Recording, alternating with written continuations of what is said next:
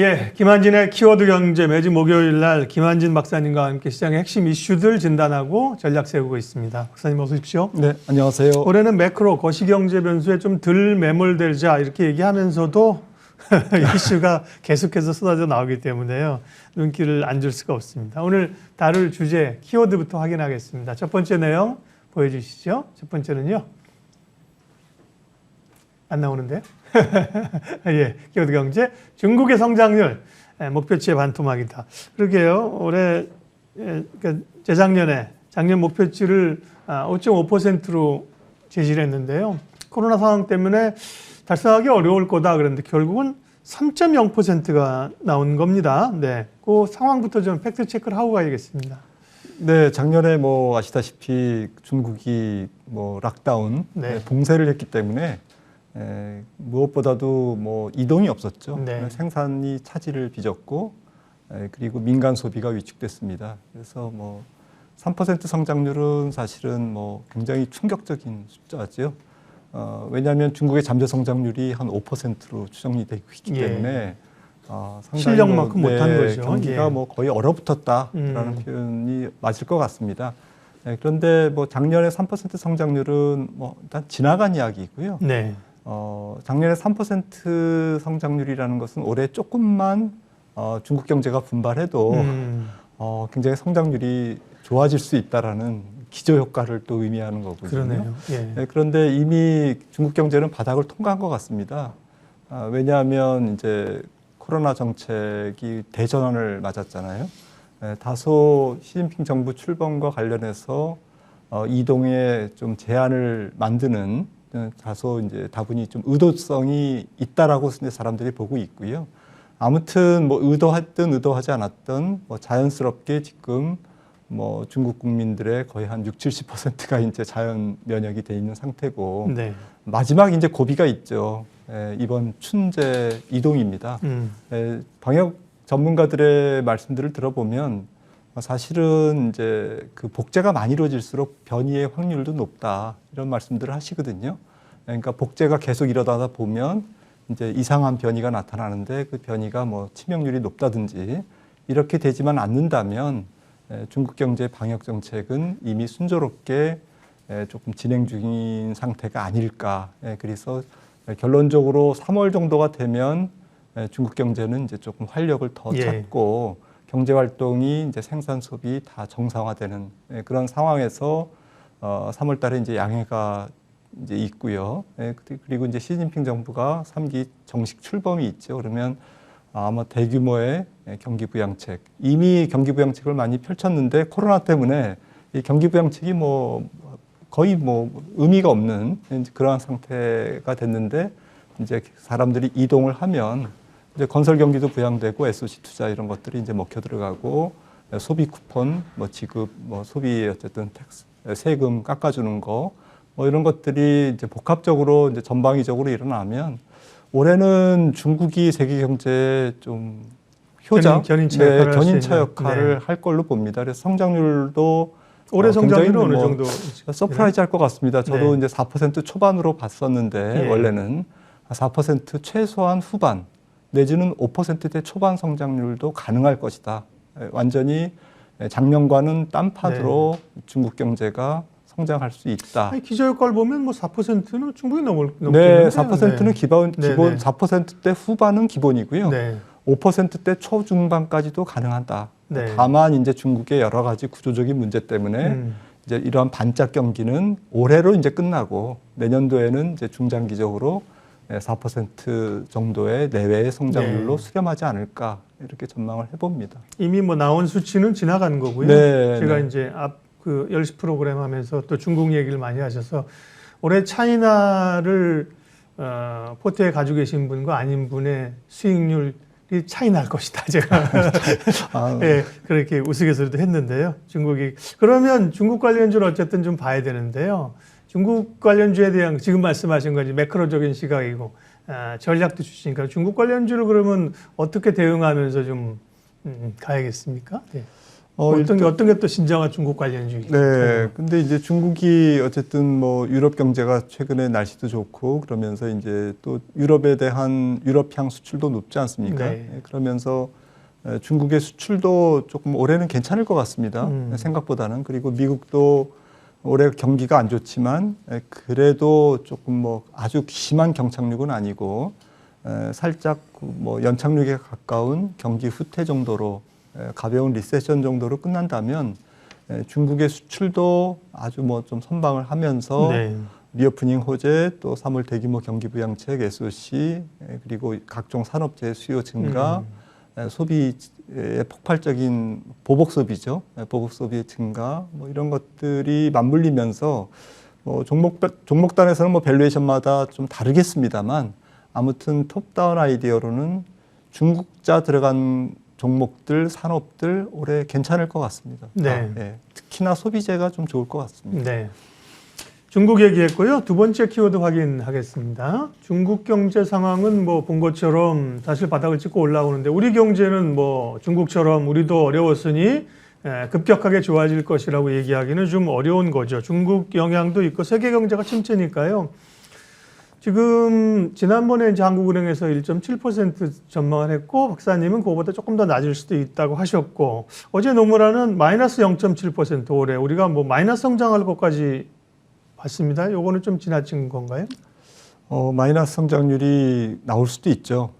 나올 수도 있는데 네. 그거는 이제 좀 앞서 말씀 나눴던 조금 유럽과 미국의 경기가 예상보다는 올해 괜찮을 것 같다라는 이제 수정 전망이 지금 뭐 조금 진행되고 있는 상태고요. 네. 그러면서 이제 이웃 나라 가장 큰 어쨌든 우리나라 수출을 책임지고 있는 중국의 경기가 상당히 좀 좋다면 사실은 수출 쪽에서는 하반기부터는 우리나라 경제도 서프라이즈가 나타날 가능성이 저는 높다고 봅니다. 네. 당초 예상보다는 조금 하반기에 조금 좋아지긴 해도 살짝 좋아지는 정도지 뭐 서프라이즈까지는 아니다라고 이제 봤던 기존 견해보다는 훨씬 더 긍정적인 전망이 가능한 그러한 환경인 것 같고요.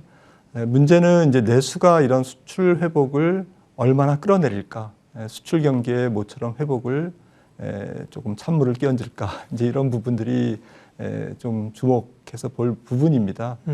특히 이제 내수 부진의 폭이 더 깊어질 수밖에 없는 이유는 일단 우리나라의 인플레이션이 상당히 공급 인플레이션이거든요. 그렇죠. 공급 사이드 인플레이션이기 때문에 미국은 사실 수요 사이드 인플레이션이 굉장히 큽니다. 네. 한 6대4 정도로 추정을 하는데요. 우리나라는 가뜩이나 공급 사이드 인플레이션이 큰 상태에서 수요를 잡을 수 있는 게 아니라는 거죠. 네. 그리고 올해 공공요금 인상 있지 않습니까? 네. 교통비 인상도 있고요. 이런 측면에서 한국 경제의 부진에 내수 부진에 조금 근심이 굉장히 커지는 그러한 상태고 소비를 어쨌든 쥐고 있는 집값 또 가처분 소득을 쥐고 있는 여러 가지 주택 관련 비용 이런 부분들이 주택 가격이 이제 안정되면서 주택 관련 비용이 떨어지고는 있습니다만은 금리가 바로 떨어지기는 어렵거든요. 미국도 어쨌든 기준금리를 올해 조금 5%나 5.25에서 유지할 가능성이 있고 네. 한국은행도 한 번 더 올리면서 3.75 정도에서 조금 고정될 가능성이 있기 때문에 거의 연말까지 그렇다면 시중에 시장 금리는 떨어져도 국채 금리는 떨어져도 대출 금리의 하락이 그렇게 크게 일어나지는 않을 거다라는 측면에서 가계에 어쨌든 가처분 소득을 옥죄어 올 거고요. 그런 측면에서는 내수 부진이 얼만큼 되느냐에 따라서 우리나라 경제의 올해 모양이 결정될 것 같습니다. 네. 다만 뭐 경기는 안 좋지만 뭐 일부 화학이나 정유나 철강 이런 쪽들은 뭐 중국 영향도 있습니다. 이제 그렇게 해서 오히려 반도체도 그렇고 경기는 안 좋은데 주가는 오히려 바닥론이 솔솔 나오고 있지 않습니까? 그런 주가의 선행성으로 보면 투자의 시각에서는 조금 앞서가도 되는 걸까요? 화학철강주 뭐 제가 전문적인 뭐 분야는 아닙니다만은 매크로하게 보면 재고가 아직까지는 많거든요. 네. 그래서 특히나 그 중국이 경기 부양책을 한다는 것은 당연히 이제 철강이나 화학 또 소재 산업들이 또 산업재들이 전반이 좋을 수밖에 없지만 그래도 비교육재 중심으로 아마도 자기네들의 재고를 활용하거나 그다음에 뭐 여러 가지 어쨌든 노동 집약적인 이런 쪽에 더 신경을 쓸 가능성이 높죠. 그렇다면 산업재 마진이 개선은 되겠지만 그 개선 폭이 상당히 제약적이다라고 이제 저희들은 보고 있고요. 경기 순환 산업 전반이 올해 이제 조금 반짝 경기, 중국의 반짝 경기로 인해서 수혜를 받지만 밸류에이션이 지속적으로 높아지기에는 경기 사이클 혹은 이제 쌓여 있는 많은 재고들 이런 측면에서 그렇게 높은 밸류에이션을 부여하기에는 어렵다. 그래서 조금 쌀 때는 좀 진입하기가 조금 유망하지만 조금 어느 정도 이제 가격이 반영이 되면 추격 매수는 조금 신중할 필요가 있다라는 생각을 듭니다. 네. 김한진 박사님과 함께하는 키워드 분석 세 번째 키워드 확인하겠습니다. 다음은요. 네.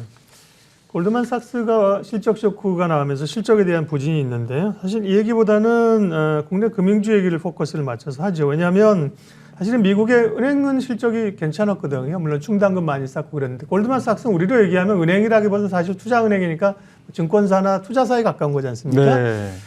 심지어 미국의 금융주 오른다고 국내 금융주 오르는 것도 그 연결고리도 약하기 때문에 골드만삭스가 실적 안 좋으니까 국내 금융주 많이 올랐잖아 약하지 이렇게 보는 것보다는 최근에 외국인들이 사면서 금융주가 있고 은행주가 많이 오른 걸 어떻게 봐야 되나 뭐 투자의 기회가 있나 많이 올랐나 금융주에 대한 은행주에 대한 접근 전략으로 좀 뭉뚱그려서 얘기하겠습니다. 네, 오늘은 뭐 유독 산업 얘기가 많네요. 네, 제가 자신 없는 부분인데 아무튼 금융산업이 뭐 우리나라 좀 시가총액 비중이 너무 작아졌죠. 그리고 가치 투자자 입장에서는 상당히 매력적인 PBR까지 내려왔지 않습니까? 그러니까 이게 어쨌든 라이센스 영업권이 있고 진입 장벽이 있는 산업임에도 불구하고 정부의 규제나 여러 가지 이제 또 경기 문제 이런 것 때문에 금융주의 어쨌든 상승이 항상 제약되는 그리고 또 경기 침체기에는 또 신용 위험이 있고요. 이런 측면에서 국내 금융주가 찬밥 신세가 됐었는데 최근에 이제 너무 PER이 낮다 보니까 밸류에이션 매력이 부각되면서 외국인들이 또 기관과 동반해서 연초에 한 7천억 정도 매수를 했어요. 그러면서 주가가 아주 소리 소문 없이 20% 정도 바닥에서 이렇게 올랐습니다. 평균적으로. 그리고 최근에 이제 주주 환원 얘기가 조금 많이 회자되고 있습니다. 지금 뭐 외국계 투자 운용사가 어쨌든 주주 환원 정책에 대한 서한을 보냈죠. 7개 금융은행들에게. 그러면서 이제 조금 주주 환원 정책에 대한 기대감이 있는데요.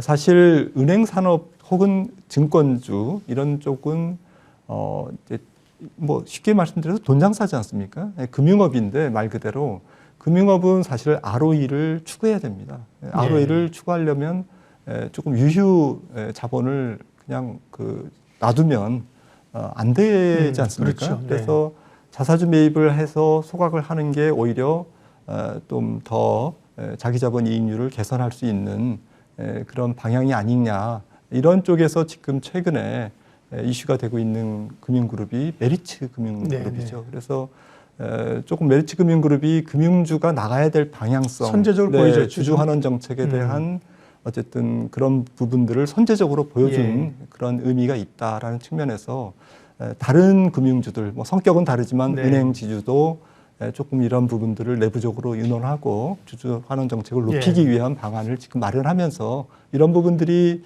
주가에 희망적으로 조금 작용을 한 것 같습니다. 네. 시간상 본 내용은 여기까지 듣겠고요. 김한진 박사님의 이번 주 투자 인사이트 확인하겠습니다. 증시에서 주식시장에서 가장 위험한 달 중에 하나는 10월이다. 그리고 1, 2, 3, 9, 10, 11, 12. 뭔 소리입니까? 10월이 가장 위험하다는 겁니까? 네. 왜 10월인지는 모르겠습니다. 근데 미국의 소설가 마크 트웨인이 이제 주식 투자를 열심히 하셨나 봐요. 네, 했습니다. 네, 그러면서 이제 가만히 보니까 자기가 볼 때는 사람들이 맨날 위험하다고 투덜댄다라는 거죠. 그래서 이 어쨌든 인사이트 이 마크 트웨인의 이제 말씀을 좀 들고 나온 이유는 최근에 이제 연초에 상당히 그 위험에 대해서 걱정을 하고 있지 않습니까? 원래 연초는 위험을 걱정하는 달이라고 할 정도로 1년 동안 뭐 이런저런 위험이 있다라는 쪽으로 사람들이 많이 이제 우려를 합니다. 네. 그래서 올해는 경기 위험, 또 부채 위험, 신용 위험, 또 여러 가지 정책 위험들이 있지만 조금 위험과 기회를 균형 있게 접근하면서 좀 기회 쪽 요인을 찾아보는 게 좋지 않을까. 예를 들어서 기업 실적이 만약에 3분기에 바닥을 찍는다면 통상적으로 6개월이나 9개월 정도 선행해서 주가는 움직이기 때문에 그렇다면 1분기가 바닥이거든요. 그래서 주가 실적 자체가 둔화되는 것에 그런 위험에 매몰될 필요는 없다. 네. 예를 들자면 그래서 잠복된 위험은 늘 경계는 하지만 너무 매몰되지 말자. 네. 김 박사님의 이제 키워드 시장 분석도 물론 좋지만 올 들어 말씀해 주고 계시는 김한진의 인사이트 시간이 되게 기대가 됩니다. 김한진 박사님 함께했습니다. 고맙습니다.